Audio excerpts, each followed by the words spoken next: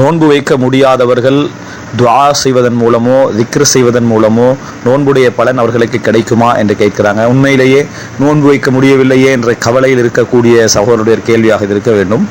நோன்பை பொறுத்த வரைக்கும் நோன்பு அதாவது வைக்க முடியாத நிலையில் உள்ளவர்கள், என்றைக்குமே நோன்பு வைக்க முடியாது என்கின்ற நிலையில் உள்ளவர்களுக்கு கபா இல்லை. அவர்கள் அதுக்கு பரிகாரம் செய்ய வேண்டும், ஃபித்யா கொடுக்க வேண்டும். ஒரு நோன்புக்கு ஒரு ஏழை என்ற அடிப்படையில் அவர்கள் உணவு கொடுக்க வேண்டும்.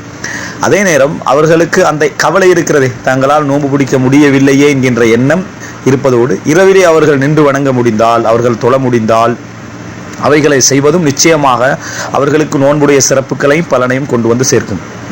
நோன்பு அவர்கள் பகலில் பிடிக்கவில்லை என்பதற்காக இரவில் தொழாமல் இருக்க வேண்டிய அவசியம் இல்லை.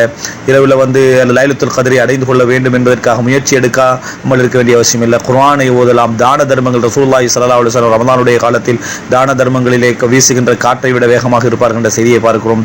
ஃபித்ராவை கொடுப்பது, இது போன்ற பல விஷயங்கள் என்ன செய்கின்றன. அவைகளை செய்வதன் மூலம் நிச்சயமாக அவர்களுக்கு ரமலானுடைய அந்த முழு பலனும் அவர்களுக்கு கிடைக்கும். அவர்கள் பகலிலே நோன்பு பிடிக்க முடியாமல் போனது அது அவர்களாக தேடிக்கொண்டதல்ல, அது ஒரு இயலாமையில் அப்படி நடக்கிறது. அதனால அவர்களுக்கு பரிகாரத்தை இஸ்லாம் சொல்கிறது. எனவே நோன்புடைய சிறப்பை முழுமையாக நோயாளியாக இருக்கக்கூடியவரும் பெற்றுக்கொள்ள முடியும். அவர் இஹ்லாஸாக அதில் அவரால் முடிந்த அமல்களை செய்வாராக இருந்தார்.